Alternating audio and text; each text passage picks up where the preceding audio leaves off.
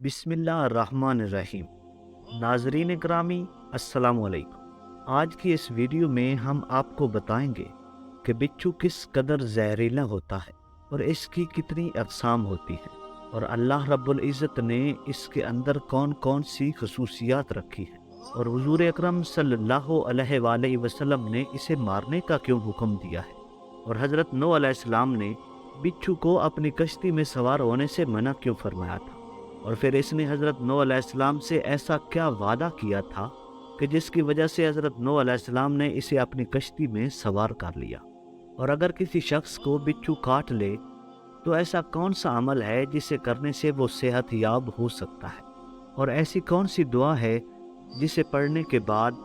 ہم سانپ اور بچھو کے ڈسنے سے بچ سکتے ہیں، اور بچھو کا شرعی حکم کیا ہے، اسے کھایا جا سکتا ہے یا نہیں، اور اس کے مارنے کے متعلق اسلام میں کیا کہتے ہیں،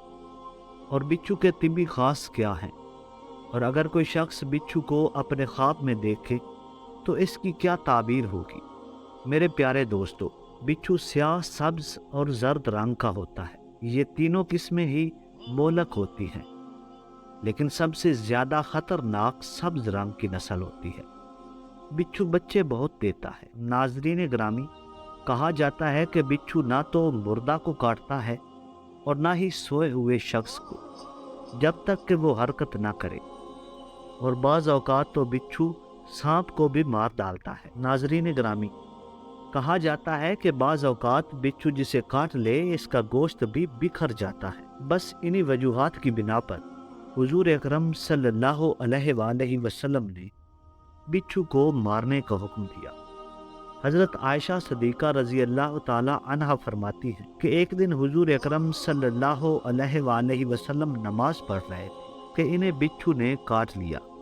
تو آپ صلی اللہ علیہ وآلہ وسلم نے فرمایا، اللہ اس بچھو پر لعنت فرمائے، کیونکہ نہ تو یہ نمازی کو چھوڑتا ہے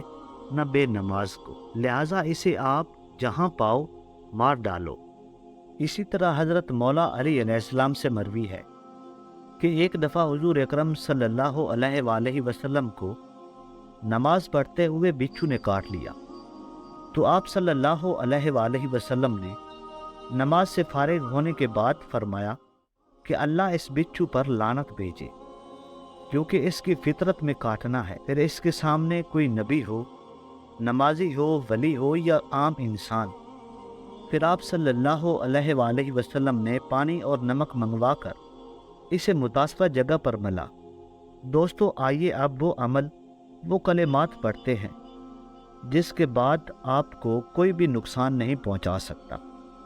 وہ کلمات یہ ہیں: اعوذ بکلمات اللہ التامات من شر ما خلق، اور ترمذی شریف کی روایت ہے کہ جو شخص شام کے وقت 3 مرتبہ اس دعا کو پڑھے گا تو اس رات کوئی بھی اسے ڈنگ نہیں مار سکے گا اور نہ ہی کوئی نقصان پہنچا سکے گا۔ ہمارے پیارے ناظرین، جب تمام چرند پرند حضرت نوح علیہ السلام کی کشتی میں داخل ہو رہے تھے تو اس دوران سانپ اور بچھو نے بھی اس کشتی پہ چڑھنا چاہا، مگر حضرت نوح علیہ السلام نے فرمایا کہ میں تم دونوں کو اس کشتی پر نہیں چڑھنے دوں گا، کیونکہ تمہیں جب موقع ملے گا کسی نہ کسی کو نقصان ہی پہنچاؤ گے۔ پھر سانپ اور بچھو نے حضرت نوح علیہ السلام کو یقین دلایا کہ آپ کے ساتھ جو مخلص ہوگا ہم اسے نقصان نہیں پہنچائیں گے۔ اس شرط پر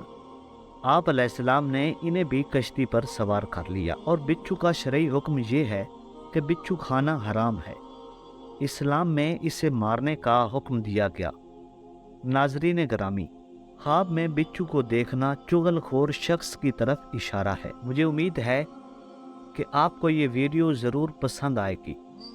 اور اسی امید کے ساتھ آپ سے اجازت چاہتا ہوں کہ اگر سانسوں نے مہلت دی تو ایک نئی ویڈیو کے ساتھ حاضر ہوں گا۔ تب تک کے لیے مجھے دیجیے اجازت۔ اللہ نگہبان۔